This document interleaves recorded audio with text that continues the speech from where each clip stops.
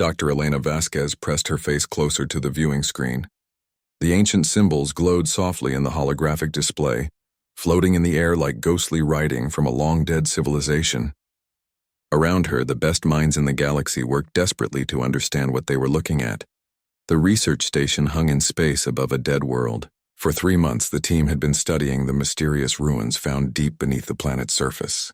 The buildings were massive, built from materials that should not have existed 10,000 years ago.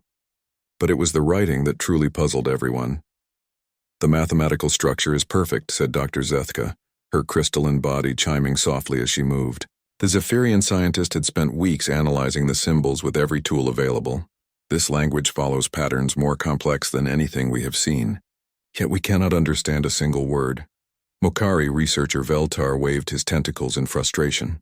His species had natural language abilities that let them understand almost any form of communication. "The emotion behind the words is there," he said, his translator converting his chemical signals into speech. "I can feel the meaning trying to reach me, but it slips away like water through my fingers." The collective drones hummed together in their shared consciousness. "All our databases show no match," they said in unison. "This predates every known civilization. It may be the first language, the one spoken by those who came before all others." Elena sat quietly at her station, pretending to study her own analysis tools. But her heart was beating fast and her hands were shaking slightly. She recognized every symbol on that screen. The writing was not alien at all. It was human. Not exactly the kind of human writing she knew from Earth, but close enough that she could read it almost as easily as English. The symbols were like very old Sanskrit mixed with early Sumerian, but arranged in ways that made perfect sense to her human brain. She could see the grammar patterns, the root words, even the mathematical concepts woven into the language structure. "They built their numbers into their words," she said quietly, trying to sound as confused as everyone else. "Look at this symbol here. It appears 13 times in this section, but always in groups that relate to stellar positions." "You have keen eyes," Dr. Kethvar said. The senior Zephyrian had been leading this project for 6 months, ever since the ruins were first discovered. "We noticed that pattern too, but we cannot determine why they would encode astronomical data into everyday writing." Elena knew why. The ancient humans who wrote this had been star travelers. They thought in terms of stellar navigation and galactic distances. Their language reflected their reality as beings who moved between worlds as easily as walking between rooms. She scrolled through more of the text, her excitement growing with each line. The writer spoke of children of Terra and the great journey between lights. They described techniques for changing dead worlds into living ones, for guiding the growth of new species, for building networks of knowledge that spanned the galaxy. "Dr. Vasquez?" Kethavar's musical voice interrupted her thoughts. "You seem very focused on that particular section. Have you found something interesting?" Elena realized she had been staring at one passage for several minutes. It was a poem about homesickness, written by someone who missed the blue skies of their birth world while standing on a planet with purple sunsets. The emotion in it was so human, so familiar, that she had forgotten where she was. "Just trying a new analysis approach," she said quickly. "Sometimes pattern recognition works better than direct translation attempts." "Wise thinking," said Veltar. "We have been trying to force meaning from these symbols for too long. Perhaps a fresh perspective will help." Elena nodded and turned back to her screen, but her mind was racing. If these ruins were 10,000 years old, then humans had been traveling between stars since before any of the current galactic civilizations existed. The implications were staggering. She thought about how quickly humans had adapted to galactic society after making contact only 50 years ago. Other species had taken centuries to develop space travel, but humans had gone from their first radio signals to interstellar ships in less than 200 years. Everyone said humans were unusually fast learners, unusually good at understanding alien technology. What if they were not learning it at all? What if they were remembering it? The main screen shifted to show a new section of ruins. These buildings were even larger, built around what looked like a massive launch facility. The symbols here were different, more technical, but Elena could read them just as easily. They described something called the Great Fleet and preparations for the long journey. "These appear to be departure records," Dr. Kethvar said. "We believe this civilization left this world deliberately, but we cannot understand where they went or why they abandoned such advanced technology. Elena read the symbols with growing amazement. The record spoke of hundreds of ships carrying millions of people to distant stars. They described a plan to spread life throughout the galaxy, to find empty worlds and make them bloom with forests and oceans. They talked about helping younger species grow and learn, about sharing knowledge and wisdom across the vastness of space. And then the records grew darker. Later entries spoke of something going wrong, of conflicts arising, of the danger of power without wisdom. The final entries mentioned something called the silence and the great forgetting.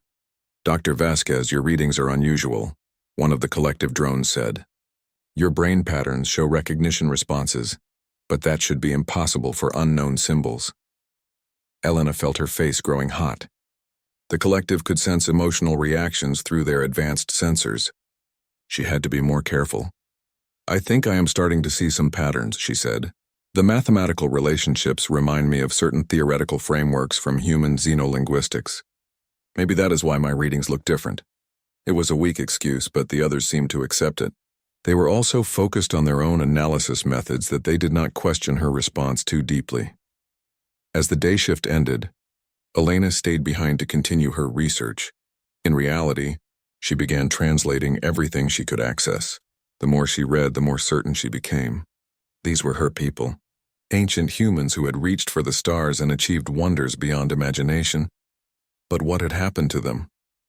Why were humans back on Earth acting like they had never left their birth world? Why did no human remember this incredible heritage? She found part of the answer in a personal log entry written in symbols that pulsed with sadness. A ship captain named Marcus wrote about receiving orders to return home. All the colony worlds were being abandoned. The great experiment was ending in failure. Something about pride and power and the terrible cost of forgetting wisdom in the pursuit of control. The last line made Elena's hands tremble as she translated it. "We who gave life to dead worlds now fear what we have become. Better to sleep and dream of better days than to wake and face what we have done." Elena sat back in her chair, staring at the ancient words floating in the air before her. Her people had not just reached the stars, they had ruled them. And then they had chosen to forget, to return to a simpler existence, to start over. But now they were back among the stars.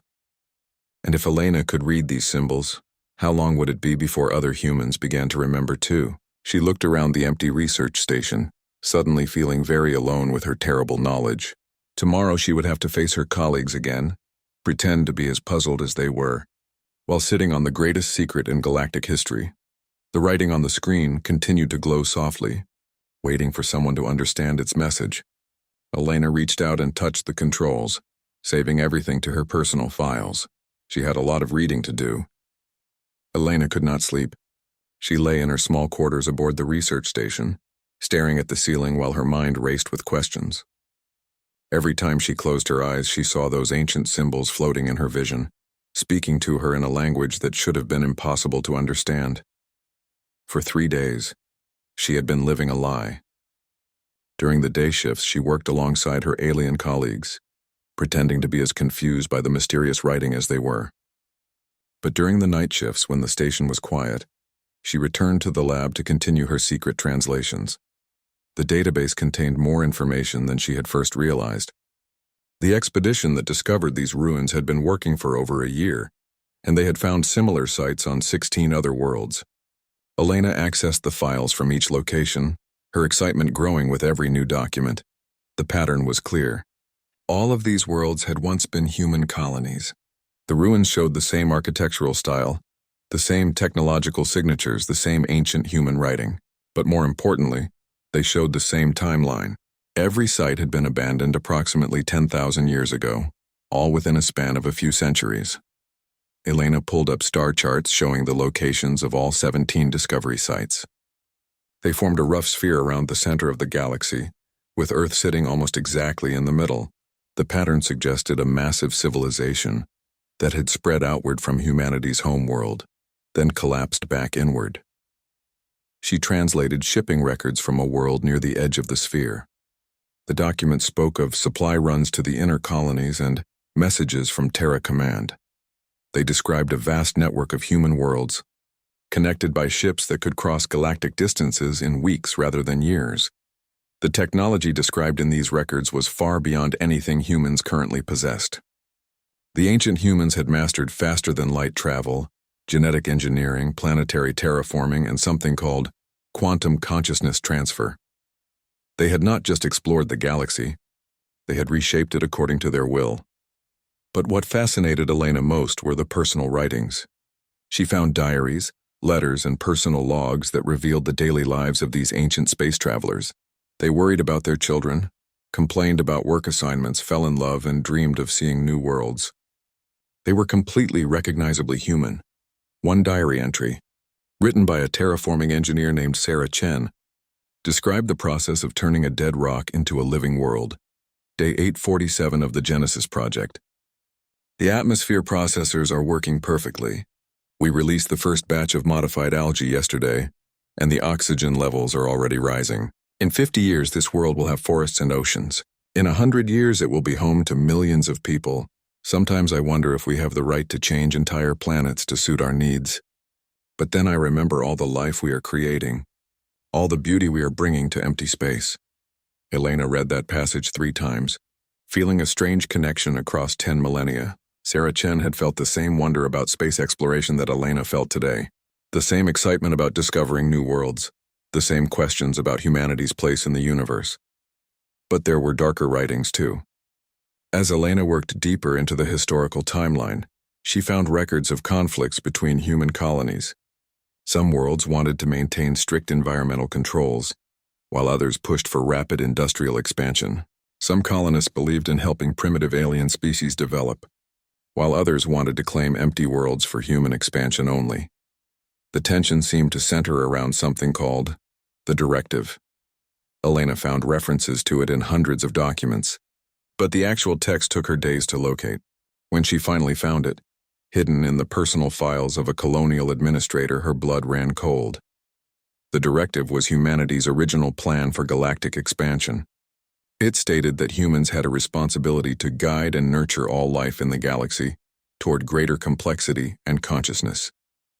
In practice, this meant that humans would identify promising species and help them evolve faster, while also seeding empty worlds with Earth-based life forms. At first, this seemed noble.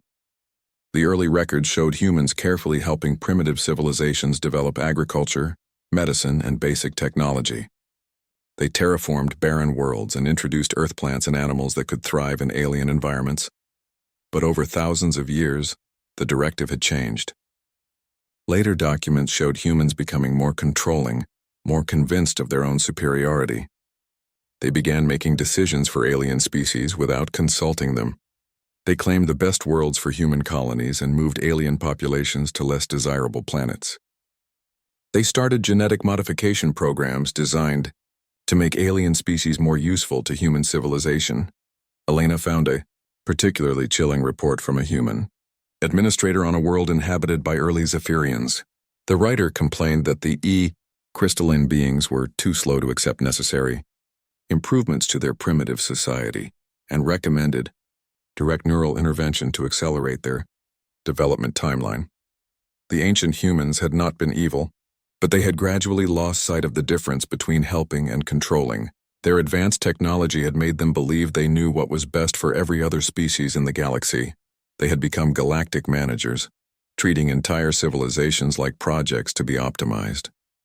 Elena began to understand why the ancient civilization had collapsed. The records from the final centuries spoke of widespread rebellion among alien species, wars between human colonies that disagreed about policy, and growing isolation as humanity tried to control too much while understanding too little. The last coherent records came from Earth itself. A council of human leaders had made an incredible decision. Rather than continue the cycle of conflict and control, they would use their most advanced technology to essentially reset human civilization. They would scatter their people across the galaxy in a more primitive state, erase the memories of their advanced technology, and let humanity start over from the beginning. Elena found the final official record of the old human government. It was a message from the Earth Council to all remaining human colonies. We have become what we once feared, masters who have forgotten how to be students. Our children deserve better than to inherit our failures. We choose the long sleep, so that our descendants might one day awaken wiser than we were. May they find the balance between power and humility that we could not maintain. The plan had apparently worked. Humanity had forgotten its galactic empire and spent 10,000 years slowly redeveloping on Earth. They had returned to space only recently, and this time they seemed to be approaching galactic society as partners rather than rulers. But Elena realized that the forgetting was not complete. Her ability to read the ancient language suggested that human genetic memory retained traces of their lost heritage, and if she could access these memories, other humans probably could too. She accessed the personnel files for all current human space explorers and researchers. To her alarm, she found reports of unusual pattern recognition abilities, intuitive understanding of alien technologies, and rapid adaptation to non-Earth environments. The human population in space was small, but they were consistently performing above expected levels in every area. Elena pulled up news reports from the past year. 3 different human researchers had made breakthrough discoveries by intuiting solutions to problems that had puzzled alien scientists for years. 2 human engineers had designed improvements to alien technology by following hunches that turned out to be exactly right. 1 human diplomat had prevented a war between 2 alien species by suggesting a compromise that addressed cultural issues no human should have been able to understand. The awakening was already beginning. Humans were starting to remember, even if they did not realize what they were remembering. Elena sat back in her chair, overwhelmed by the implications. If humanity continued to recover its ancient abilities, how would the other galactic species react? The Zephyrians, Mokari, and Collective had all been developing peacefully for thousands of years while humans were absent. What would happen when they learned that the species they saw as newcomers were actually the descendants of their former masters? And what would happen to humans themselves? Would they repeat the same mistakes, gradually becoming more controlling and isolated as their power grew? Or had 10,000 years of humble existence taught them the wisdom their ancestors had lacked? Elena looked at her computer screen, filled with translations that could change the course of galactic history. She was just one person, sitting alone in a research station holding secrets that could affect billions of lives. She had to decide what to do with her knowledge, but first she needed help. This burden was too great to carry alone. Elena thought about her colleagues. Dr. Kethvar was wise and experienced, someone who might understand the complexity of the situation. But could she trust a Zephyrian with the knowledge that humans had once ruled over his people's ancestors? There was only one way to find out. Elena began preparing the translations she would need to explain everything. Tomorrow she would take the biggest risk of her life and trust someone else with humanity's secret. Elena found Dr. Kethvar in the observation lounge, standing before the great windows that showed the dead world turning slowly below them. The Zephyrian's crystalline body caught the starlight and scattered it into beautiful patterns across the walls. "You have been working late shifts for several days," Kethvar said without turning around. "The other researchers have noticed your dedication to the translation project." Elena's heart skipped. "I think I have been making some progress. The pattern recognition is starting to come together." "Show me," Kethvar said, finally turning to face her. His crystalline features were hard to read, but Elena had worked with him long enough to sense his moods in the way he held himself. Elena had prepared for this moment, but she still felt nervous as she activated her portable display unit.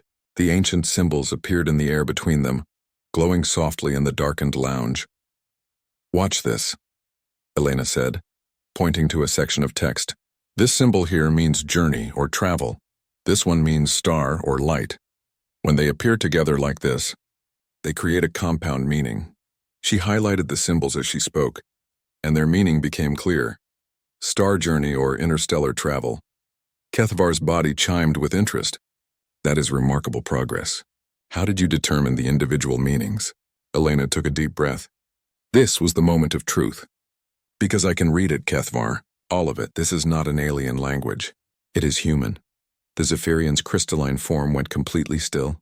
In his species, absolute stillness indicated either deep thought or extreme shock. "That is impossible," he said finally. "These ruins predate human civilization by thousands of years." "No," Elena said quietly. "They predate current human civilization, but they were built by humans who lived 10,000 years ago. When my people ruled a galactic empire that spanned hundreds of worlds, She began translating the text in real time, reading the ancient human words as easily as she would read a news report. The passages spoke of supply shipments between colonies, of terraforming projects on distant worlds, of the daily bureaucracy of managing an interstellar civilization. Kethvar listened in growing amazement as Elena translated shipping manifests, personal letters, and technical manuals. The evidence was overwhelming. The mysterious first civilization that had puzzled galactic archaeologists for centuries had been human. If this is true, Kethvar said slowly, then everything we know about galactic history is wrong. Humans were not primitive newcomers who recently discovered space travel. They were the first to reach the stars, and the first to fall, Elena said. She began showing him the darker records, the documents that spoke of growing conflicts and the final decision to abandon the Empire. My ancestors did not just disappear, Kethvar. They chose to forget. They deliberately reduced themselves to a primitive state, rather than continue down a path that was destroying them. Kethvar's body began to resonate with a low, musical tone that Elena had never heard before. It took her a moment to realize he was expressing grief. My people have legends, he said quietly. Stories passed down through our genetic memory crystals about the time of guidance, when beings of great wisdom helped us develop faster than should have been possible. We always assumed they were myths. Elena felt her stomach drop. What kind of guidance? Agricultural techniques that let us transform our desert homeworld into a garden. Medical knowledge that eliminated genetic diseases that had plagued us for millennia. Engineering principles that allowed us to build our first space vehicles centuries ahead of our natural development schedule. The full implications hit Elena like a physical blow. The ancient humans had not just colonized empty worlds. They had actively interfered in the development of younger species, accelerating their evolution and technological growth. Every major galactic civilization might owe its current advancement to human intervention. Show me everything, Kethvar said. I need to understand what really happened. Elena connected her portable unit to the lounge's main display system, the walls around them filled with translated documents, star charts, and timeline analyses. She had been working for days to organize the information, and now she presented it all to Kethvar in chronological order. The early period showed an idealistic human civilization spreading across the galaxy with noble intentions. They terraformed dead worlds, helped primitive species develop, and created networks of trade and knowledge that benefited everyone. For thousands of years, they seemed to be the wise guides that every young species needed. But then the records showed gradual changes. Humans began making decisions for other species without consulting them. They moved entire populations to different worlds when they decided it would be better for their development. They started genetic modification, programs designed to make alien species more compatible with human technology and culture. The Zephyrian watched in silence as Elena translated. Records of human administrators discussing his people's ancestors like experimental subjects. Plans to optimize Zephyrian crystal growth for better computing applications. Projects to modify Mokari chemistry to make them more effective in certain industrial processes. Programs to enhance various species' intelligence and social cooperation to make them more useful to human society. We meant well, Elena said softly. At least I think we did. But we lost sight of the difference between helping and controlling. Kethvar's resonant tone shifted to something that sounded like mourning. The legends speak of the Great Departure, when our guides suddenly vanished, leaving us to continue alone. We always wondered why they left so abruptly. Elena showed him the final records from Earth. The human leadership had realized that their species had become something they never intended to be. Rather than continue down a path that would lead to even greater conflicts, they had made the ultimate sacrifice. They used their most advanced technology to scatter humanity across distant worlds in a primitive state, erasing their memories and technological abilities. The plan was called the Long Sleep. Humans would forget their galactic empire and start over on their original homeworld, slowly redeveloping their abilities over thousands of years. The hope was that when they eventually returned to space, they would be wiser, more humble, and better able to work as partners rather than rulers. It worked, Elena said, looking at the data displays around them. Modern humans have been exploring space for only 50 years, and they consistently approach other species as equals. They learn from alien cultures instead of trying to change them. They ask for permission instead of simply taking what they want. But Kethvar was studying something else. These personnel reports about current human researchers are troubling. Enhanced pattern recognition, intuitive problem solving, rapid adaptation to alien environments. The genetic memory is beginning to reassert itself. Elena nodded grimly. I am not the only human who can read these symbols. The awakening is accelerating. More humans are remembering skills and knowledge they should not possess. They sat in silence for several minutes, contemplating the implications. Around them, the translated documents continued to glow, telling the story of a species that had reached incredible heights, fallen to devastating lows, and was now beginning to rise again. What will happen when this becomes widely known? Kethavar asked. How will the galaxy react to learning that humans were once their masters? I do not know, Elena admitted. Some species might feel grateful for the help their ancestors received. Others might feel angry about being manipulated, even if it was thousands of years ago. And humans themselves might react in unpredictable ways to learning about their lost empire. Kethavar's crystalline body began to pulse with rapid, complex patterns. Elena had learned to recognize this as his equivalent of intense thinking. There is something else you should know, he said finally. This research station, this entire archaeological project, it was not a random discovery. We have been monitoring sites like this for over a century. There are records, archives, groups that have been studying these ruins for much longer than anyone publicly admits. Elena felt a chill run down her spine. What are you saying? I am saying that your discovery may not be as secret as you think, and there may be others who already know exactly what these ruins represent and who built them. Before Elena could respond, an alarm began to sound throughout the station. Emergency lights flashed and the intercom crackled to life. All senior research staff report to the main conference room immediately, came the announcement. We have visitors. Elena and Kethavar looked at each other with growing alarm. The station was in deep space, far from any normal shipping routes. They were not expecting any visitors. As they hurried through the corridors toward the conference room, Elena could not shake the feeling that their conversation had been overheard. The timing was too convenient, too coincidental. They reached the conference room to find their colleagues already assembled. Through the large windows, they could see a massive ship approaching the station. It was sleek and advanced, unlike any vessel Elena had ever seen. Its design incorporated elements from multiple galactic civilizations, but combined them in ways that seemed both familiar and alien. Who are they? Dr. Zethka asked, her crystalline form chiming with nervousness. They identified themselves as representatives of something called the Meridian Council, Belta. The being that entered the conference room looked like nothing Elena had ever seen. It moved with the fluid grace of a Mokari, had the crystalline clarity of a Zephyrian, and possessed the coordinated awareness of a collective drone. But it was clearly something else entirely. Its form seemed to shift slightly as Elena watched, as if it existed in multiple dimensions at once. I am Agent Soren of the Meridian Council, it said, its voice somehow reaching each person in their own language without the use of translators. We apologize for the dramatic arrival, but recent events have forced us to accelerate our timeline considerably. Dr. Kethavar stepped forward, his crystalline body resonating with formal tones. We were not informed that this project was under Council oversight. Our research permits came through standard galactic academic channels. Indeed they did, Soren replied. The Council prefers to work through established institutions whenever possible. It draws less attention and allows for more natural development of discoveries. Elena felt her heart racing. The way Soren spoke suggested that this entire archaeological project had been planned from the beginning. They had not stumbled upon ancient ruins by accident. Dr. Vasquez, Soren said, turning its attention to her with uncomfortable precision. Your recent translation work has been quite remarkable.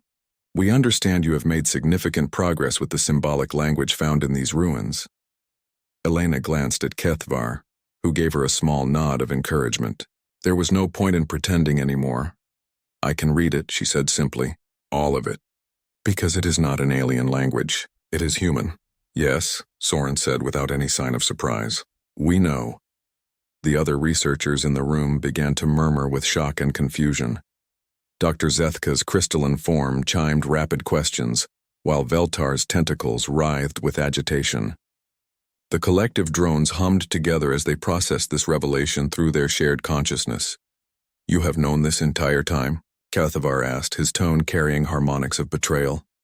The Meridian Council has been aware of humanity's true origins for over 3,000 years, Soren replied calmly.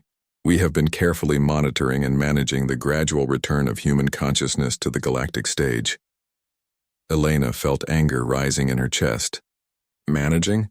You mean you have been manipulating us? We have been protecting everyone, Soren said firmly, including humans themselves. Dr. Vasquez, you have read the ancient records. You know what happened when humanity last possessed advanced technology, without sufficient wisdom to use it responsibly. Soren gestured, and the room's display systems activated, the walls filled with images that Elena recognized from her secret translations. But there were also new documents she had never seen before. These were records from the final years of the ancient human empire, and they painted an even darker picture than what she had already discovered. The displays showed massive battles between human factions, entire star systems destroyed in conflicts over territory and resources. They showed alien species enslaved or eliminated when they resisted human guidance. They showed environmental destruction on a galactic scale as humans terraformed worlds without considering the complex ecosystems they were destroying. The ancient humans did not just fall due to pride, Soren explained. They nearly destroyed all life in the galaxy. The final war lasted for centuries and came very close to sterilizing hundreds of worlds. The decision to implement the long sleep was not just an act of wisdom. It was an act of desperation. Elena stared at the images with growing horror. She had seen hints of these conflicts in the records she translated, but not the full scope of the devastation. The species that survived that period, Soren continued, formed the Meridian Council to prevent such catastrophes from happening again. We have been working for 10,000 years to build a more stable, more cooperative galactic civilization. And when humans returned to space, you decided to control their development, Kathavar said. It was not a question. We decided to guide it, Soren corrected. Human genetics retain the potential for the same abilities that made their ancestors so dangerous. Enhanced pattern recognition, intuitive understanding of complex systems, rapid adaptation to new environments, and in rare cases, what might be called telepathic abilities. Elena thought about her own experience reading the ancient symbols. Her immediate understanding of technologies and concepts that should have been alien to her. You have been suppressing these abilities. We have been dampening them, Soren admitted. Not eliminating them entirely, but slowing their development to allow for gradual integration with proper wisdom and ethical understanding. The agent activated new displays that showed current human populations throughout the galaxy. Red markers indicated individuals showing enhanced abilities, with detailed notes about their capabilities and potential threat levels. Elena was shocked to see her own name on the list, along with dozens of other human researchers, explorers, and diplomats. The notes described her translation abilities in detail and marked her as Priority Level 7, Accelerated Awakening. You have been watching all of us, she said. Monitoring, yes. The genetic memory suppression technology is not perfect. Some individuals, particularly those with strong intellectual curiosity or those exposed to certain stimuli, can break through the dampening field more easily than others. Veltar spoke up, his translated voice carrying tones of outrage. You have been using psychic suppression technology on an entire species without their consent? We have been preventing a galactic war, Soren replied coldly. Dr. Vasquez is not the only human beginning to remember. There are currently 47 individuals showing significant awakening symptoms, and the number is growing exponentially. The displays shifted to show reports from across human space. Engineers solving impossible problems through intuition, diplomats understanding alien cultures with supernatural insight, researchers making breakthrough discoveries by following hunches that defied logical explanation. Some humans are beginning to exhibit abilities that their ancestors possessed, Soren explained. Enhanced consciousness, matter manipulation at the quantum level, and in at least 3 documented cases, the ability to influence other minds directly.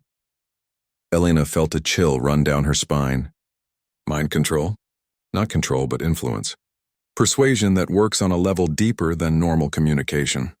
It appears to be instinctive rather than deliberate, but the potential for abuse is enormous. Dr. Zethka's crystalline form chimed with rapid, anxious harmonics. Are you saying that humans are developing the ability to mentally dominate other species?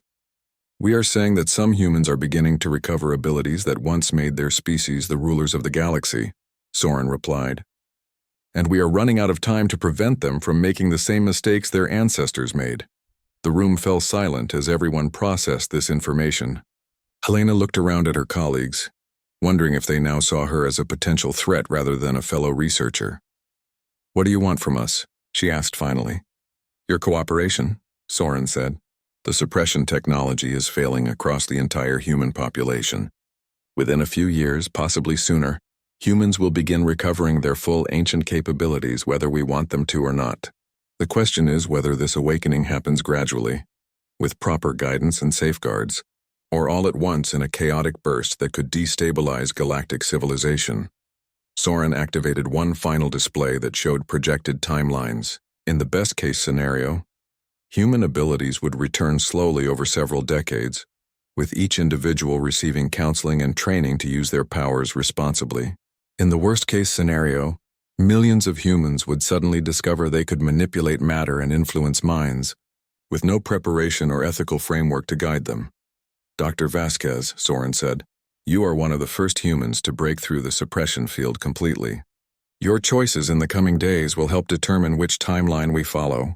You can help us manage this transition carefully, or you can try to accelerate it and risk repeating history's greatest catastrophe. Elena looked at the timeline projections, seeing potential futures that ranged from peaceful cooperation to galactic civil war. The weight of responsibility felt crushing. You want me to help you continue lying to my own species, she said. We want you to help us save your species, Soren replied. And every other species in the galaxy? The ancient humans had 10,000 years to develop their abilities gradually. Modern humans may have only a few years.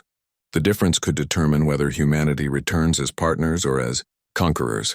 Elena realized that her simple desire to understand ancient symbols had led her into the middle of a conspiracy that affected the fate of every living being in the galaxy. The question now was whether she would work within that conspiracy or try to bring it all crashing down. She looked at Kethvar, seeking guidance from the friend who had shared her burden of discovery. His crystalline form pulsed with complex harmonics that she interpreted as sympathy, mixed with deep concern. What happens if I refuse to cooperate? She asked. Soren's form seemed to solidify slightly, becoming more imposing. Then we will be forced to implement more direct measures to prevent and aid to. Elena stood alone in her quarters, staring at the small communication device in her hands. It was a standard galactic communicator, but she had modified it using techniques that had somehow come to her naturally. With a few simple adjustments, she could broadcast a message to every human ship and station within 50 light years. 24 hours had passed since Agent Soren's ultimatum.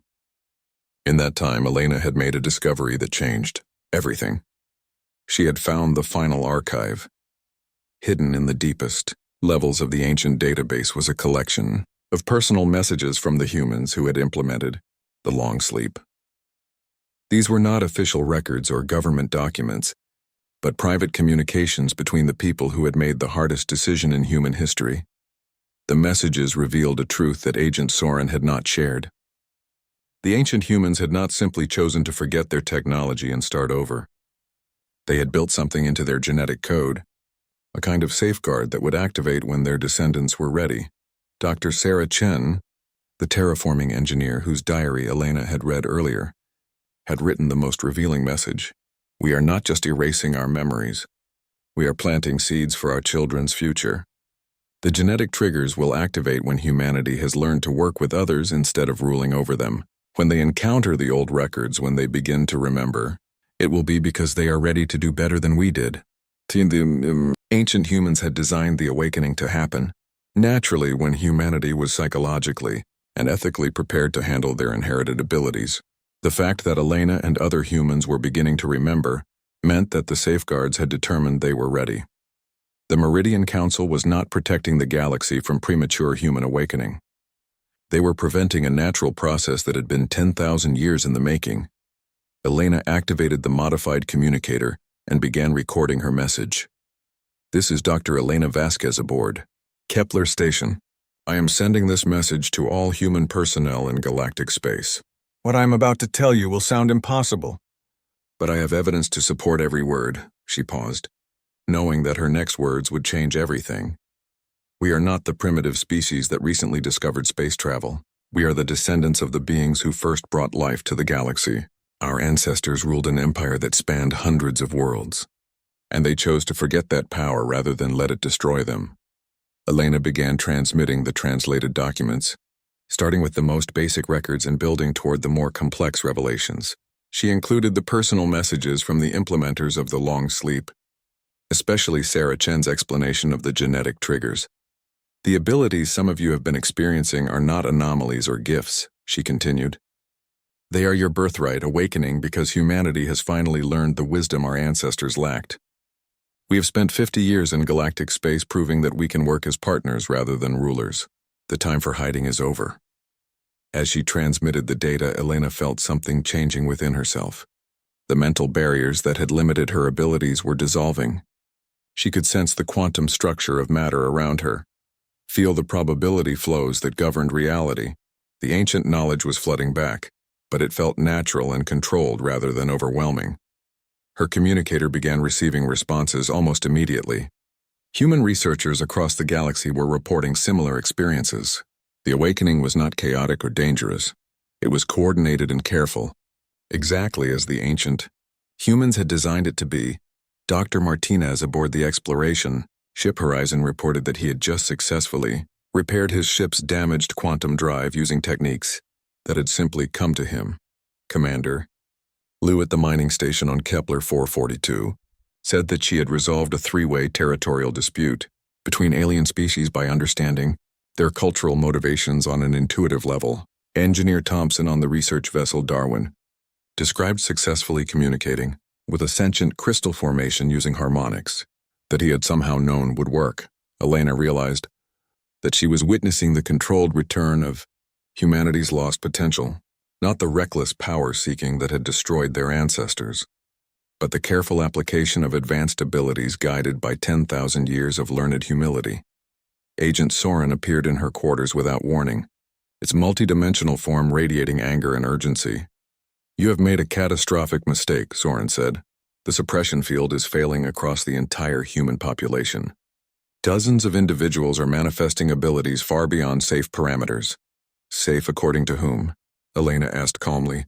You have been suppressing a natural process that was designed by people who knew humanity better than you ever will. The ancient humans were desperate, and desperate beings make poor decisions, Soren replied. They had no way of knowing whether their genetic triggers would activate at an appropriate time. Elena smiled. But they did know, because they built in a requirement. The awakening only happens when humans have proven they can work with other species as equals. We have spent 50 years doing exactly that.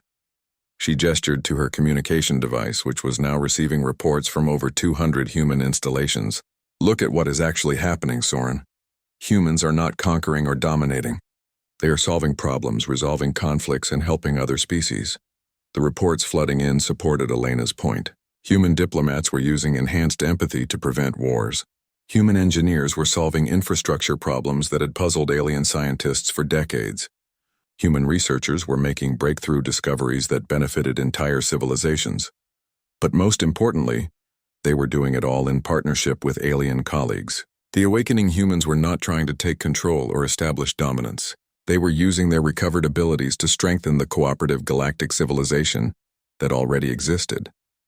This is not what we expected, Soren admitted, studying the incoming data streams.